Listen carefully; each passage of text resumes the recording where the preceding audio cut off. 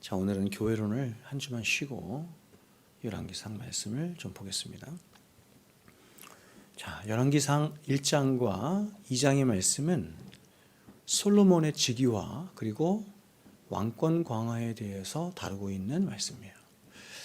그 가운데 1장 1절부터 2장 12절까지의 말씀은 다윗의 말년에 아도니아의 반란. 아도니아가 누구냐면 다윗의 아들이거든요. 다윗의 네 번째 아들인데 아도니아가 반란을 일으켜요. 그러니까 여러분, 참 다윗은 굉장히 불행한 사람인데 이 마지막까지 자신의 두 아들이 반란을 일으키는 거예요. 첫 번째 반란을 일으키는 아들이 누구였죠? 누구였습니까? 압살롬이었죠. 그렇죠? 압살롬이 반란을 일으켰고, 압살롬 둘째 아들이었는데 반란을 일으켰고, 이번에는 다윗의 말년에 네 번째 아들 아도니아가 반란을 일으키는 것입니다.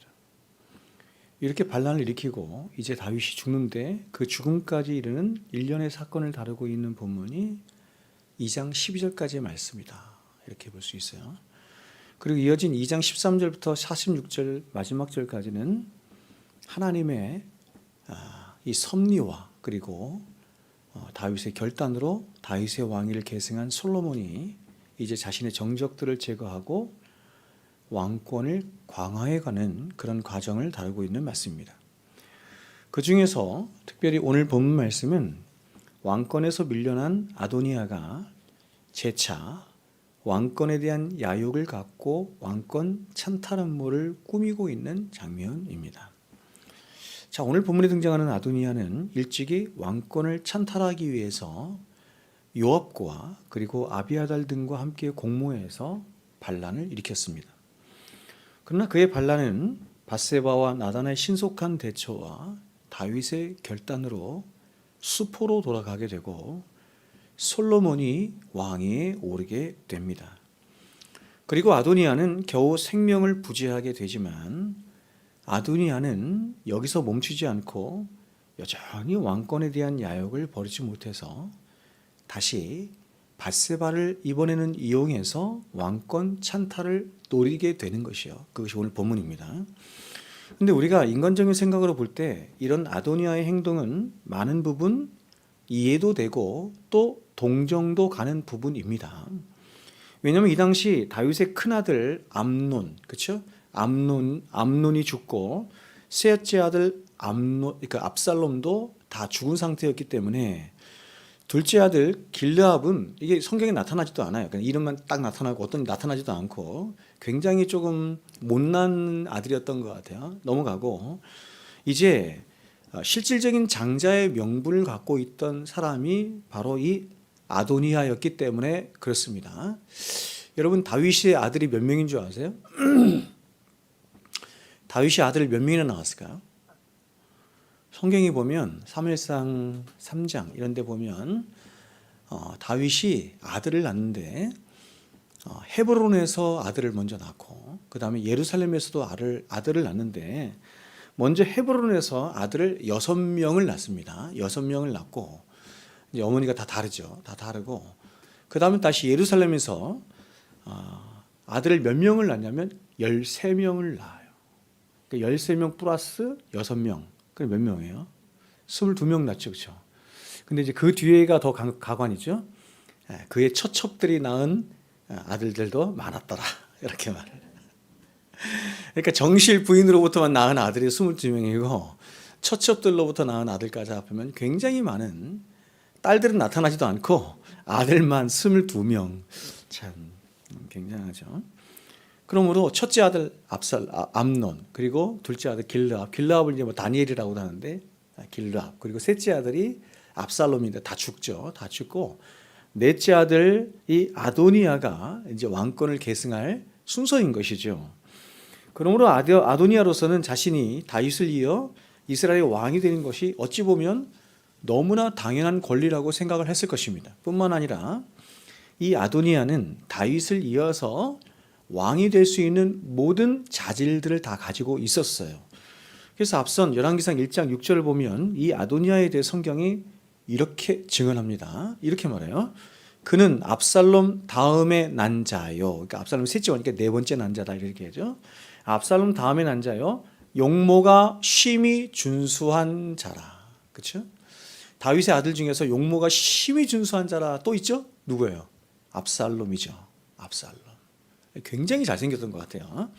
그의 아버지가 네가 어찌하여 그리하였는고 한 번도 그를 섭섭하게 한 일이 없었더라. 그러니까 다윗의 말에 늘 순종하고 다윗에게 섭섭하게 한 일이 없을 정도로 굉장히 여러 가지로 모든 자질, 왕이 될 만한 자질을 다 가지고 있었던 사람이 아도니아였던 거예요.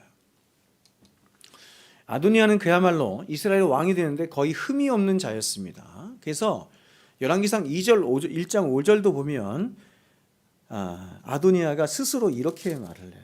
한번 보세요. 열왕기상 1장 5절도 자, 1장 5절 보세요. 그때 하키스의 아들 아도니아가 스스로 높이죠. 그러니까 자신의 잘남에 대해서 굉장히 자부심을 가지고 있었던 것 같아요. 스스로 높여서 이르기를 내가 왕이 되리라 하고 자기를 위하여 보십시오. 준비하죠. 병거와 기병과 호위병 50명을 준비하니. 그러니까 사병을 거느리고 있었던 것이에요. 사병들을 거느리고 있었던 것입니다. 그래서 그는 왕이 될 만한 모든 만반의 준비를 다 갖추고 이제 밧세바에게 나와서 밧세바에게 이렇게 요청한 것입니다. 15절 보시면 이렇게 말합니다. 그가 이르되 당신도 아시는 바이거니와 오늘 본문이에요. 당신도 아시는 바이거니와 이 왕위는 내 것이었고 이렇게 얘기하죠. 왕위는 내 것이었고 그리고 온 이스라엘 백성들은 다 내 얼굴을 내게로 향하여 왕으로 삼으로 하였는데, 그러니까 모든 백성들이 다 이 아도니아를 왕으로 삼고자 하였다 이렇게 하는 말이에요. 그럼 여러분 이렇게 누가 봐도 다윗을 이어서 왕이 될 아도니아가 왕이 되지 못한 가장 결정적인 이유가 무엇입니까? 누가 봐도 왕이 될 만한 사람은 아도니아였어요. 순서적으로도 그렇고 질서상으로도 그렇고 그리고 모든 백성들이 다 사랑하고 존경하고 좋아하는 사람이 아도니아였는데 아도니아가 왕이 되지 못한 가장 결정적인 이유가 뭐예요? 성경 그걸 뭐라고 얘기해요? 그것은 그 왕위가 여호와께로 말미암았기 때문이다 이렇게 말하는 거예요. 여호와의 뜻을 거스를 수가 없는 거예요. 즉 질서상으로나 그리고 모든 이스라엘 백성들까지도 다 아도니아가 왕이 되는 것을 너무나 당연한 것으로 여겼는데, 근데 오직 하나님의 뜻이 아도니아가 아닌 솔로몬이 왕이 되는 것에 있었기 때문에 아도니아가 왕이 될 수 없었던 것이에요. 그러면 여러분 이런 아도니아가 인간적인 눈으로 볼 때 억울하겠어요? 억울하지 않겠어요? 당연히 억울하겠죠. 모든 질서나 상황이나 위계상 당연히 아도니아가 왕이 되는 것을 거의 기정사실화되고 있는데, 근데 단지 하나님이 인정하시지 않는다는 이유 하나 때문에 자신이 왕이 될 수 없다라고 한다면 아도니아의 심정은 억울해도 굉장히 억울할 수밖에 없는 것입니다. 예전 KBS 사극 드라마 중에서 근초고왕이라고 하는 드라마가 있었어요. 아세요? 근초고왕이라고 하는 사극이 있었는데 이 근초고왕은 백제의 굉장히 대왕이죠. 백제의 왕들 중에서 최고의 왕이 누구냐 그러면 이 13대 왕인데 백제의 중기를 이뤘던 대왕 바로 근초고왕입니다. 근데 이 근초고왕은 원래 백제의 비류왕을 이어서 왕이 될 태자가 아니었어요. 그러니까 태자로 있는 자가 아니었어요. 근초고왕은 비류왕의 제2왕후인 진비사로부터 태어난 비류왕의 네 번째 왕자였습니다. 순서가 상당히 뒤에 있는 것이죠. 태자는 비류왕의 제1왕후인 헤베 헤솔러의 적장자로 태어난 첫째 아들 부여찬이 바로 태자로 책봉된 자였습니다. 그런데 하늘은 부여찬이 아닌 넷째 아들 부여구, 이 부여구가 근초고왕이거든요. 그러니까 근초고왕을 택하게 되고 이 비류왕은 태자를 부여찬에서 부여구로 바꾸려는 계획을 세웁니다. 그러자 이를 알게 된 태자 부여찬이 칼을 들고 아버지 비류왕을 찾아갑니다. 그래서 눈물을 흘리면서 이렇게 말을 해요. 자신은 평생을 나는 태자로 살아왔는데 이제 내가 동생의 신하가 신하로 이제 살아가라고 한다면 나는 너무나고 억울하고 또 억울하기 때문에 차라리 나는 죽는 게 나으니 이 자리에서 나를 죽여주십시오. 이렇게 말을 합니다. 여러분, 이 부여찬의 심정이 어떤 것인지 알겠어요? 동생도 아니고 형이죠. 그죠? 형으로 태어났고 평생을 태자로 살아왔는데 어느 날 갑자기 태자의 직위를 박탈하고 왕이 되지 못한다. 그리고 자신의 동생을 왕으로 섬겨야 된다. 기가 막힌 일이죠. 오늘 본문에 등장하는 아도니아가 바로 이런 심정이 아니었을까 하는 생각을 합니다.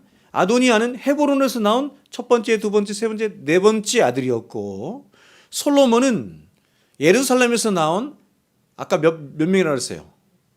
열 몇 명? 13명이죠. 13명의 왕 중에서도 13명의 아들 중에서도 거의 뒤에 있는 아들이었어요. 그러니까 아도니아와 솔로몬의 이 차이는 그 사이에도 아들들이 굉장히 많을 정도로 굉장히 많은 차이가 나는. 그래서 그는 하늘을 거슬러서, 이런 억울한 심정에 하늘을 거슬러서 자신의 힘으로 왕권을 찬탈하려는 계획을 세우게 된 것입니다. 그리고 그러한 계획을 바로 솔로몬의 어머니인 밧세바를 이용해서 그 찬탈 계획을 하려 한 것입니다. 왕상 2장 17절 보면 이렇게 말을 해요. 자, 17절 같이 한번 읽어볼까요? 읽겠습니다. 시작. 그가 이르되 청하건대 솔로몬 왕에게 말씀하여 그가 수넴 여자 아비삭을 내게 주어 아내를 삼게 하소서. 왕이 당신의 청을 거절하지 아니하리이다. 여러분, 여기서 왕은 솔로몬 왕을 말하는 것이고, 아비삭이 누구냐면 아비삭은 다윗의 말년에, 다윗의 가장 늙어서 이제 죽음을 앞두고 있는 그 말년에 다윗을 시중들도록 하기 위해서 둔 첩이에요. 첩. 그게 아비삭이에요. 이게 여러분, 아비삭은 누구냐면 누굽니까? 지금 자신의 아버지의 첩인 거죠. 아버지의 부인인 거죠. 그런데 밧세바에게, 이 어리석은 밧세바에게 요청하여 말하기를 그 자신의 아버지인 다윗의 첩인 아비삭을 내게 주어서 내게 나의 부인으로 삼게 해주십시오. 이렇게 부탁을 하는 거예요. 그렇게 부탁을 하도록 솔로몬에게 요청을 하라. 여러분, 이 말이 무슨 의미예요? 그러니까 이 어리석은 이 누굽니까? 밧세바는 이 뜻이 무엇인지를 모르니까 이게 들어주거든요. 뒤에 보면 다 들어줘요. 솔로몬에게 요청하자 솔로몬이 이것이 어떤 의미인지를 알고 바로 가서 자기의 형을 죽여버리는 것이 결말에 그렇게 되는 것입니다. 여러분, 자신의 아버지의 첩을 내가 나의 부인으로 삼겠다. 무슨 뜻이에요? 내가 왕권을 빼앗겠다, 이런 의미잖아요. 이게 약간 미신적인 의미지만 그런 의미잖아요. 근데 이런 아도니아의 인간적인 야심에 밧세바 역시 그래서 그것을 분별하지 못하고 똑같이 인간적인 생각으로 반응을 한 거예요. 잘 달래야 되겠구나. 그렇죠? 잘 달래서 자신의 아들 솔로몬을 왕으로 삼아야 되겠구나. 이런 생각을 가지고 있었던 거예요. 왕권을 아주 강화해야 되겠구나, 이런 생각을 한 거죠. 15절부터 18절까지 이어지는 아도니아와 밧세바의 대화를 보면, 그런데 이 둘의 대화에 하나님의 뜻이나 하나님의 말씀 등은 하나도 없어요.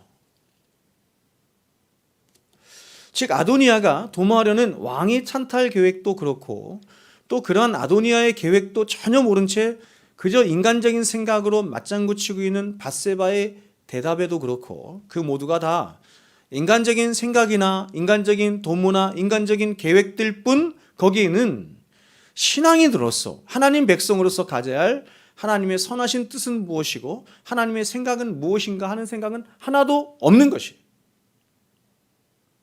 그래서 어떤 면에서 밧세바는 아도니아가 이런 요구를 딱 했을 때 그것을 말씀으로 딱 분별하고 아도니아에게 이렇게 말을 했어야 돼요. 하나님의 뜻은 분명히 섰으니 네가 하나님의 뜻에 굴복해야 되지 않겠느냐, 순종해야 되지 않겠느냐, 이렇게 말을 했어야 되는데, 인간적인 생각으로 자신의 아들의 왕권을 더 강화시키려 했던 것이에요. 말씀에 의지해서 하는 것이 아니라. 아도니아는 자신이 왕이 되지 않는 것에 대해서 그것이 여호와께로 말미암은 것이다 라고 하는 것을 알았어요. 2장 15절에 보면 그렇게 말하잖아요. 근데 그는 그럼에도 불구하고 하나님의 말씀과 반대되는 행동을 한 것이죠. 또다시 하나님의 말씀을 뒤집기 위해서 끝없이 허탄한 일을 도모하고 있는 거야. 자신의 욕심을 버리지 못한 채. 그리고 이러한 아도니아의 행동과 꾀임에 밧세바는 그 진위조차 알지 못하고 그것에 동의하고 그것에 실행하고자 옮기고자 그렇게 똑같이 말하는 것입니다. 그러나 여러분, 이러한 아도니아의 악한 도모와 밧세바의 어리석음에도 불구하고 결과는 어떻게 되냐면 하나님의 뜻대로 되는 것입니다. 모든 것이 하나님의 계획하심과 하나님의 뜻대로 이루어지는 것이에요. 그래서 잠언 19장에서는 이것을 이렇게 말을 했죠. 사람의 마음에는 많은 계획이 있어도 오직 여호와의 뜻이 완전히 서리라. 이 세상의 사람들이 얼마나 많은 도모들을 합니까? 자기 생각을 가지고 세상적인 시류에, 그렇죠? 얼마나 많은 도모들을 합니까? 그렇죠? 그럼에도 불구하고 세상은 하나님이 뜻하신 바대로, 하나님이 계획하신 바대로 그대로 된다, 이렇게 말합니다. 우리는 하나님의 말씀과 상관없이 자신의 뜻대로 행하고자 하는 악한 자들의 종말이 어떻게 되는지를 시편 1편 말씀을 통해서 보게 돼요. 시편 1편은 선인과 악인을 이렇게 구분하잖아요. 선인과 악인을 구분하면서 비교 대조하면서 악인들의 도모와 계획에 대해서 이렇게 결론지어 말합니다. 들어보세요. 악인은 그렇지 않으며, 선인이 받을 복에 대해서 쭉 얘기를 한 다음에 그 다음에 악인들에 대해서 얘기하는데, 악인은 그렇지 않으며, 그림을 그려서 보여주는 거예요. 오직 바람에 나는 겨와 같다. 악인이 도모하는 모든 도모가 바로 바람에 나는 겨와 같다. 그림을 그리는 것입니다. 그러므로 악인은 그 하나님의 심판을 견디지 못하며 죄인이 의인의 회중에 들지 못하리로다. 구원을 받지 못한다, 이런 뜻이에요. 여러분, 지금 시인이 악인들의 모습을 어떤 모습으로 이렇게 그려서 묘사하고 있냐면, 선인은 시편 1편에서 보는 것처럼 선인은, 하나님 백성은 무엇으로 묘사해요?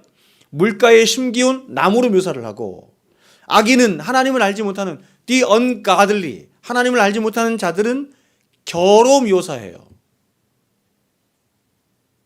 똑같은 나무로 묘사하고 있는 것이 아니라, 하나는 소나무고 하나는 밤나무고 이렇게 묘사하는 것이 아니라, 하나는 나무인데 물가에 심기운 나무로 묘사하고 또 하나는 겨로 묘사해요. 여러분, 이 둘의 차이가, 가장 큰 차이가 뭐예요? 나무는 생명이 있는 것이고 더군다나 물가에 심기웠네요. 겨는 생명이 없어요. 겨는 언뜻 보면 곡식 같아 보여요. 여러분, 곡식 안에 생명이 있는 거 아시죠? 곡식 같아 보이지만 모양만 그럴 뿐 곡식이 아니에요. 겨는 막 흩어서 빛에 비추면 뭔가 있어 보이고 화려해 보이는 것 같지만, 그러나 겨는 결국 바람에 다 날리워 버리거나 나중에 태워 없어지는 것이 겨예요. 저도 어릴 적에 시골에 가서 겨 많이 태워봤어요. 왕겨 많이 태워봤어요. 겨는 알곡과 함께 섞여 살죠. 이 세상에 사는 동안에는 겨도 알곡과 함께 섞여 사는 거예요. 이 세상에 사는 동안에는 세상 사람들, 그렇죠? 겨에 해당하는 세상 사람들도 알곡인 그리스도인들과 함께 섞여 삽니다. 그렇게 섞여 사는 동안에는 하나님이 내려주시는 은혜의 같은 특권을 누리면서 살아요. 일반 은총이죠. 우리만 여러분, 이 공기 마시는 거 아니죠? 우리만 좋은 것들 누리는 거 아니죠? 우리만 자식 낳고, 우리만 가정 갖고, 우리만 직장 얻고 세상에 사는 게 아니에요. 그러나 이 겨가 알곡과 분리되는 순간, 마지막 때에 예수님께서 오셔서 종말에 오는 알곡과 이 가라지가 분리되는 순간, 겨는 밖으로 내던져져서 바람에 날려버리거나 혹은 태워 없어지는 것이 바로 겨라는 것입니다. 하나님을 알지 못하고 하나님을 믿지 않은 악인들과 악인들의 결국과 그 악인들의 모든 도모가 바로 뭐와 같다? 이 겨와 같다, 이렇게 말하는 거예요. 이 세상에 있는 동안 악인들의 모든 도모들은 한시적인 사람의 눈으로 볼 때는 뭔가 있어 보이고 뭔가 되어지는 것 같고 뭔가 화려해 보이는 것 같아 보여요. 그러나 이 세상이 다 끝나는 마지막 파루시아, 종말의 때가 되면 결국 겨와 같이 다 태워 없어져 버릴 것이 바로 이 세상이고, 이 세상에서 행하여지는 모든 믿지 않는 자들, 악인들의 모든 도모들이 바로 이 겨와 같다는 것입니다.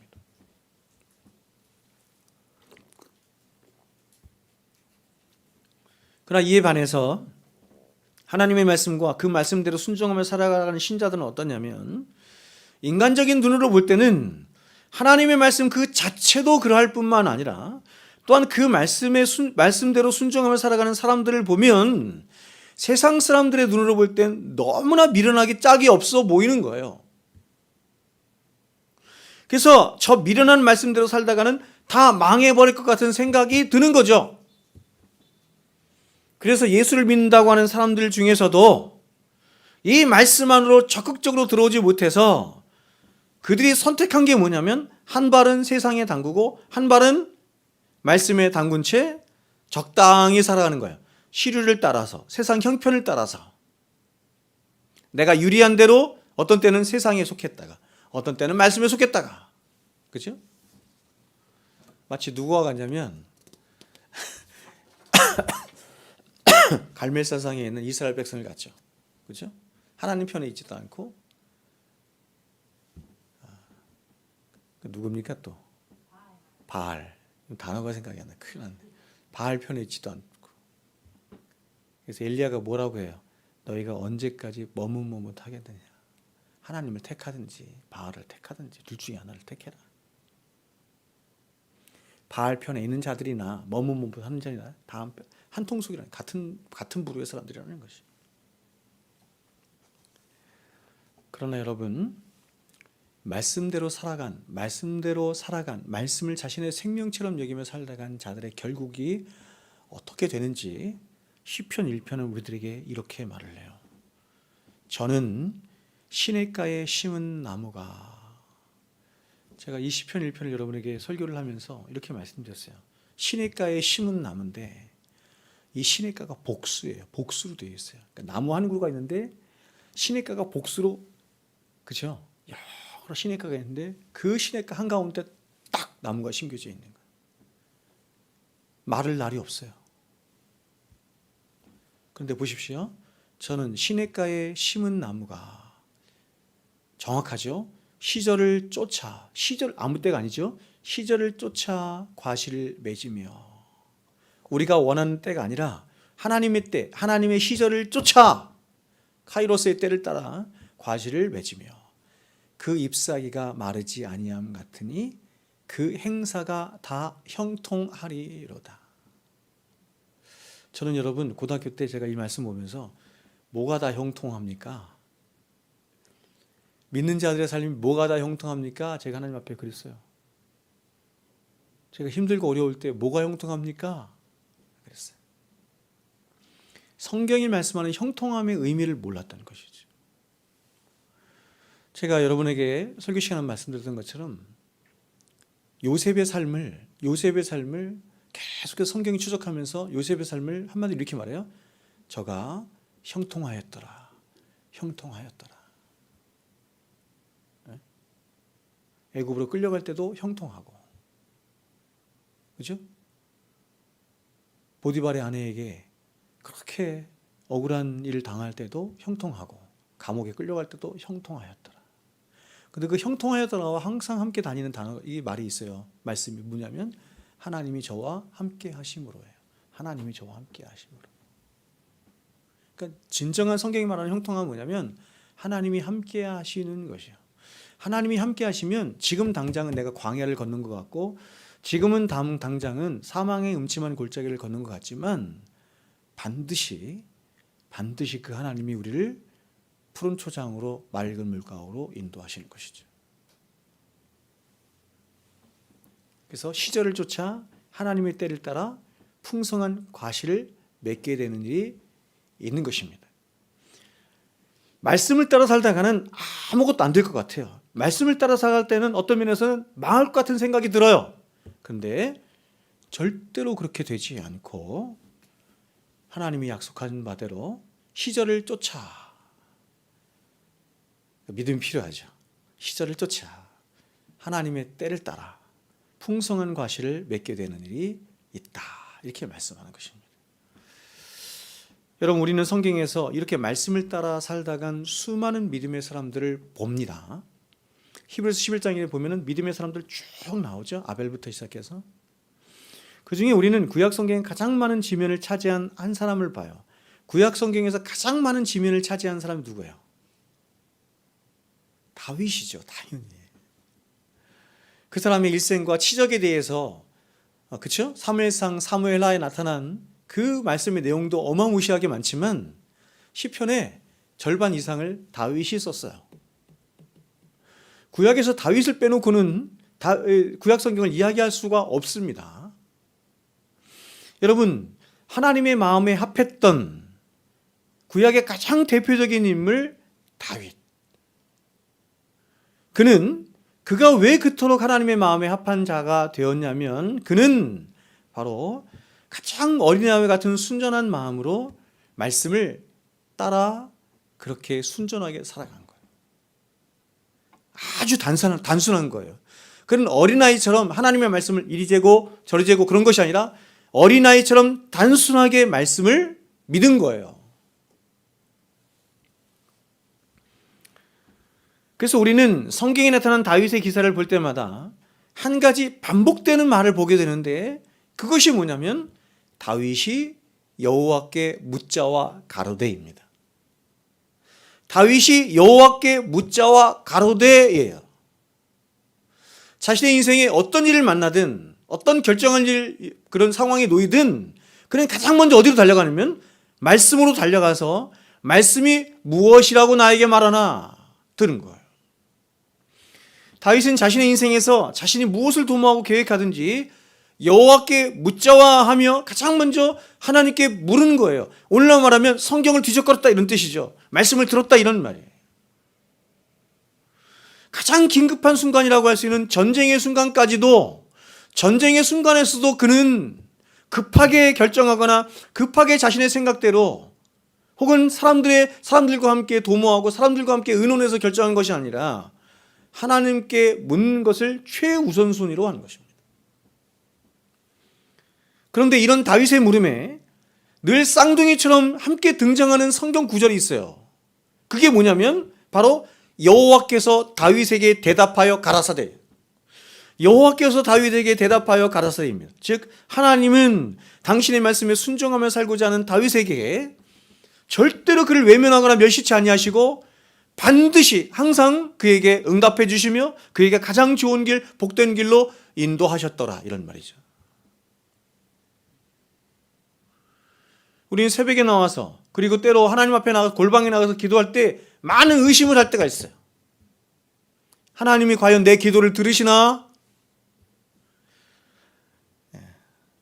그때마다 저는 이야기합니다. 하나님이 들으십니다. 성경이 이렇게 말하잖아요. 그렇죠? 우리에게 귀가 있는 거죠? 귀가 있죠? 하나님 왜 우리 귀가 있게 하셨어요? 하나님 말씀을 듣도록 하시기 위함이죠. 첫 번째는.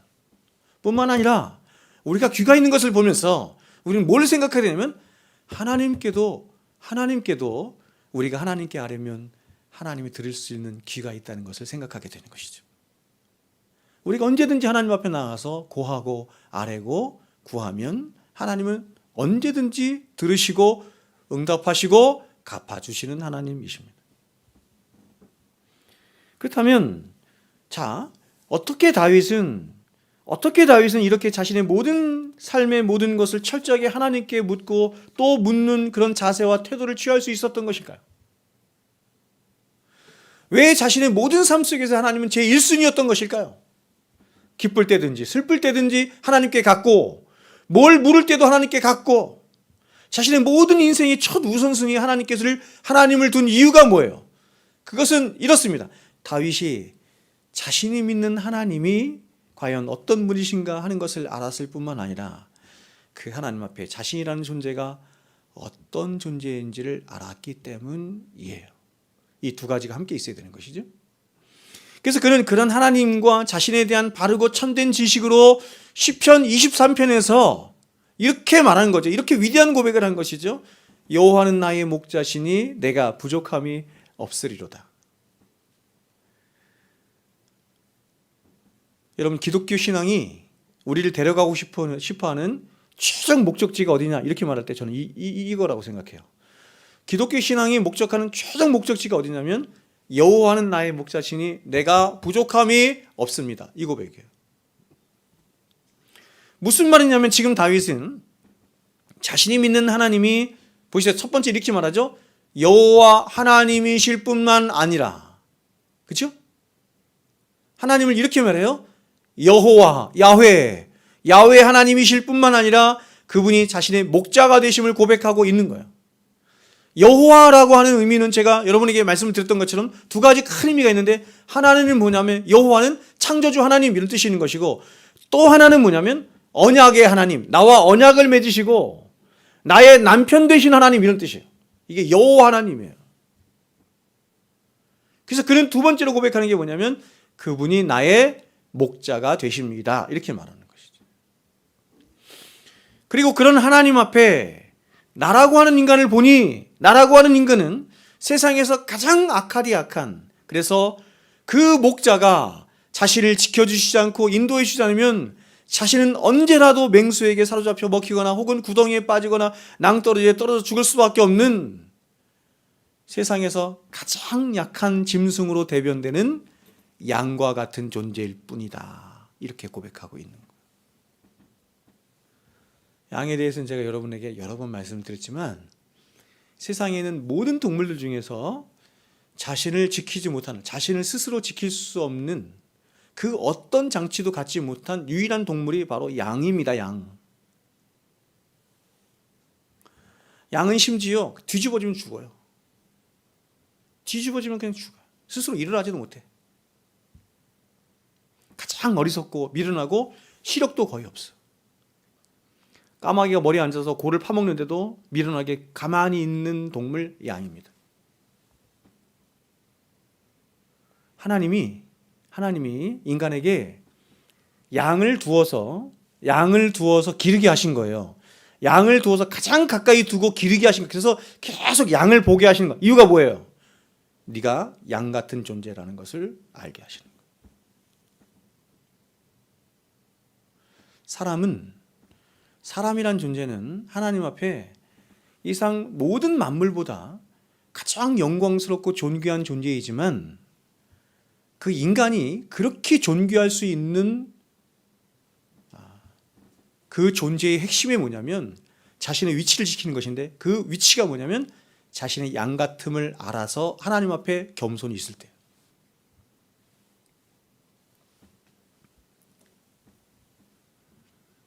그래서 다윗은 바로 자신은 양과 같은 존재이고, 또한 그런 자신의 유일한 목자는, 자신의 생명과 자신의 안위와 자신의 삶을 지킬 수 있는 유일한 목자는 오직 여호와 하나님 한 분뿐이라는 것을 알고 믿었기 때문에 그는 그 목자 되신 하나님만을 의지함으로 자신의 인생의 모든 것을 목자 되신 하나님께 묻고 또 묻고, 그리고 그 하나님을 의지하고 그렇게 살아가는 것입니다. 사람들이 볼 땐 보이지 않는 하나님을 믿고 의지하고 그 하나님께 묻고 살아가는 다윗이 미련하게 보였을 거예요. 그러나 하나님 보시기에 다윗은 가장 지혜로운 자였던 것이에요. 왜요? 온 우주 만물을 창조하신 그 하나님과 언약을 맺고 그 하나님을 자신의 아버지로 삼고 목자로 삼고 살아가는 다윗이야말로 최고의 능력자 아닙니까?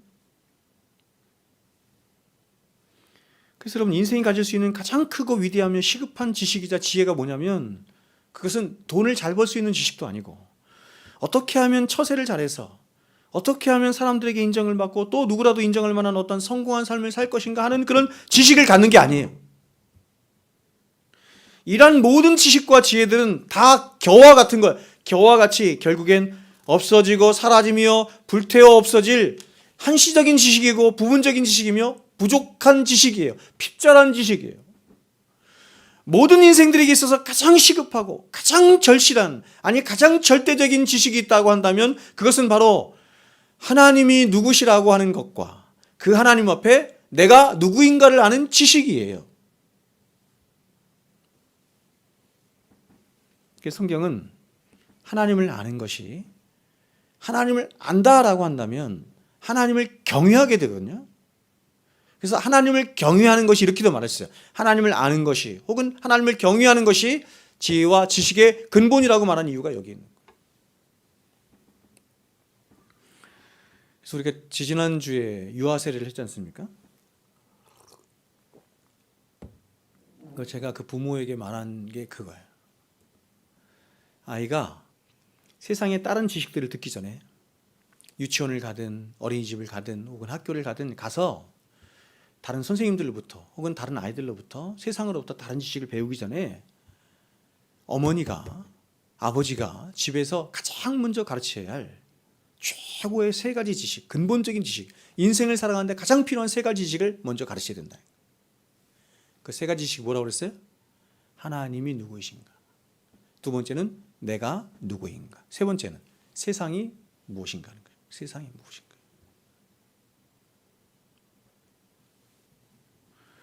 여러분, 저는 이 세 가지 지식만 바로 알고 깨달으면 절대로 망하지 않는다고 믿어요.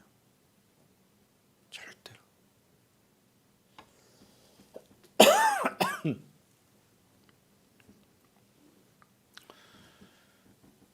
여러분은 여러분 자신이 양과 같은 존재일 뿐이라는 사실을 알고 있습니까? 우리의 본성은 그렇지 않죠. 우리의 본성은 내가 하나님이라고 생각하니까. 그래서 우리의 하나님이 하나님 되시고 목자 되신 하나님 없이는 나라고 하는 존재는 단 한순간도 살아갈 수 없는 존재라는 것을 진정으로 인정하며 그래서 그 하나님을 믿고 의지하며 살아가요. 그래서 인생이 가질 수 있는 가장 큰 지혜는 바로 하나님 앞에 나아가서 하나님의 말씀을 듣는 것이고, 하나님의 말씀을 듣는 것이 얼마나 중요한지 모르겠습니다, 여러분. 하나님 말씀을 들어야 되는 거예요. 사람의 말이 아니라.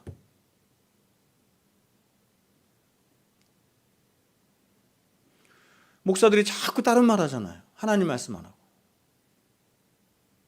개인적인 간증을 얘기하기도 하고, 세상적인 얘기를 하기도 하고, 정치 얘기를 하기도 하고, 성경 읽고 순 딴 얘기. 너무 기가 막힌 거예요. 그래서 제가 말씀드린 것처럼 사도 바울도 고린도후서 13장에서 말하는 것처럼 자기가 낙원이라는 곳에까지 가서 끌어올려서 말할 수 없는, 말로 표현할 수 없는 그 귀한 것들을 다 듣고 보았다, 이렇게 말을 해요. 그는 낙원까지 올라갔다 온 사람이에요. 삼층천이라고 하는 낙원까지. 근데 그거를 14년 전에 이렇게 얘기하거든요. 14년 동안 한 번도 사람들에게 말을 안 했어요. 한 번도 간증을 안 했어요. 천국까지 갔다 온 사람인데. 그러면서 말하기를 이렇게 말하는 거예요. 내가 너에게 그렇게 간증하는 것, 그렇게 이야기하는 것 하나도 도움이 안 된다는 겁니다. 너희는 말씀을 들어야 된다는 거예요.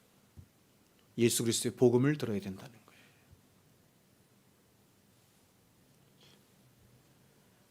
그래서 여러분, 하나님 백성은 어디에 목말라 있냐면 말씀에 목말라 있는 거예요. 말씀 그 자체에 관심을 갖고, 말씀 그 자체에 목적을 갖고, 말씀 그 자체에 그 말씀을 듣기를 원하는 갈망이 있는 거예요.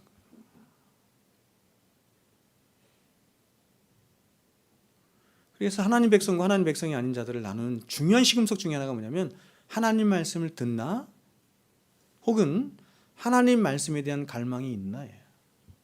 하나님 백성이 아닌 자들은 하나님 말씀이든 하나님 말씀이 아니든 상관없어요. 나를 즐겁게 해주고 나를 감동케 해주고 내게 유익이 되는 말이라고 하면 오케이! 이렇게 얘기하죠. 그러나 하나님 백성은 그렇지 않아요. 당장 내게 불이익이 돼도 하나님 말씀하옵소서, 나는 당신의 말씀을 듣고 싶습니다. 그게 하나님 백성이죠.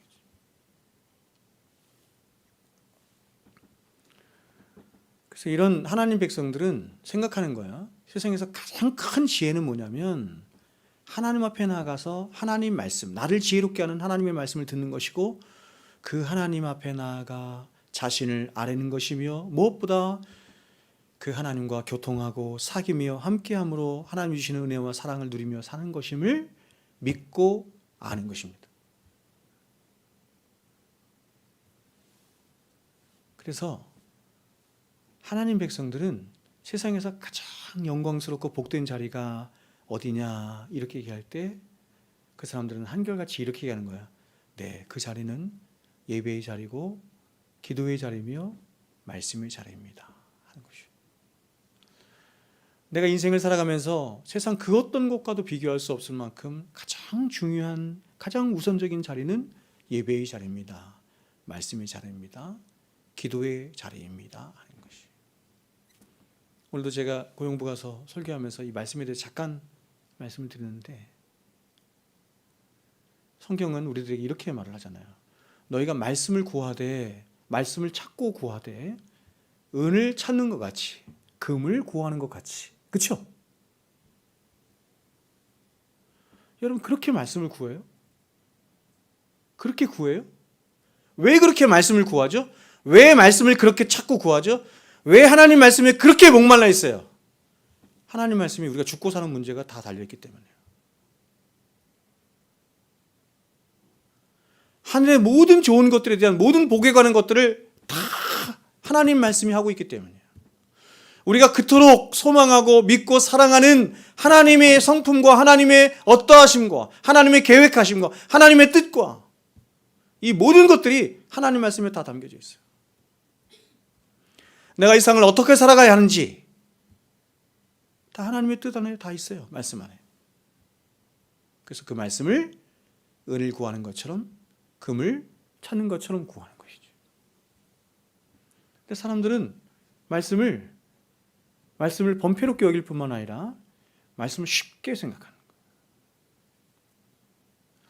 자신의 구원이 어떤 것인지, 자신이 구원을 어떻게 받는 것인지, 구원이 어떻게 이루어지는 것인지, 구원이 어떻게 확증되는 것인지 말씀에만 나와 있는 것인데 말씀을 살피려 하지 않아요. 그냥 목사가 당신 구원받았어. 아 그렇구나. 나 이제 구원받아서 살피려고 하지 않아요. 이 여러분 말씀에 대한 피상성이 우리나라의 교회 안에 전반적으로 쫙 있는 거예요.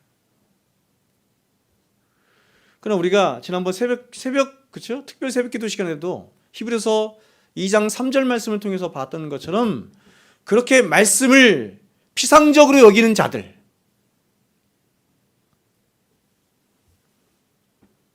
구원받지 못한 자의 가장 중요한 특징이 그거래요.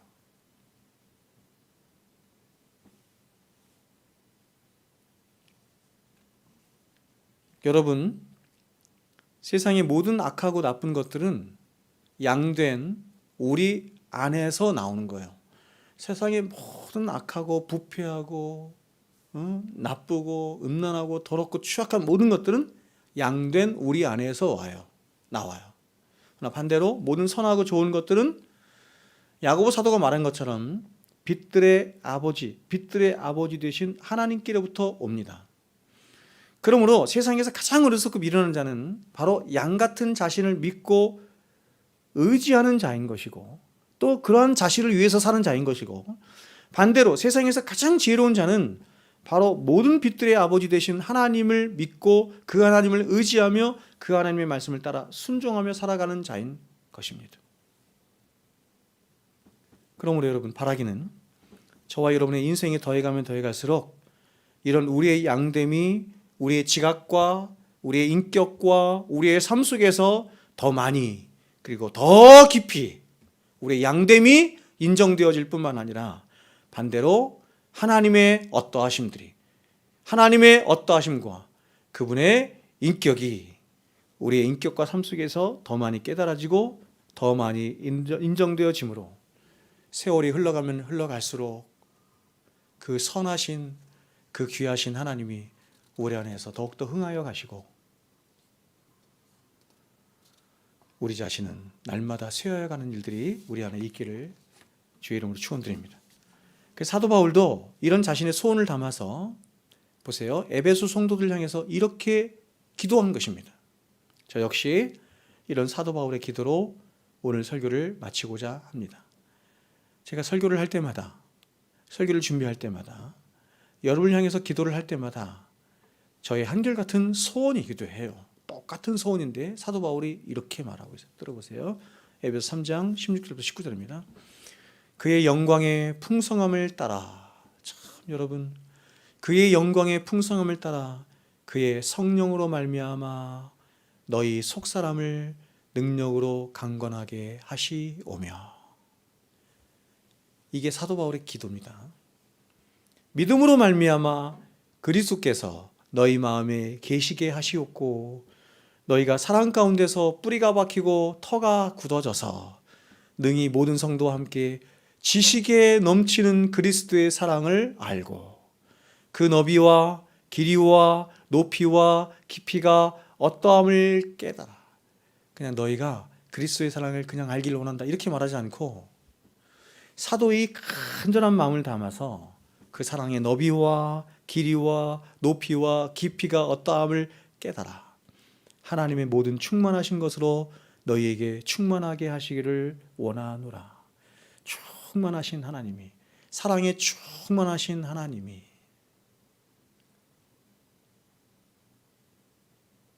너희 안에 충만하기를 내가 간구하노라. 이렇게 말하는 것이에요. 제가 그렇게 기도합니다. 제가 그렇게 기도해요. 여러분에게 인생에 많은 문제들이 있겠지만 제가 그거 위해서 잘 기도하지 않고 이렇게 기도해요.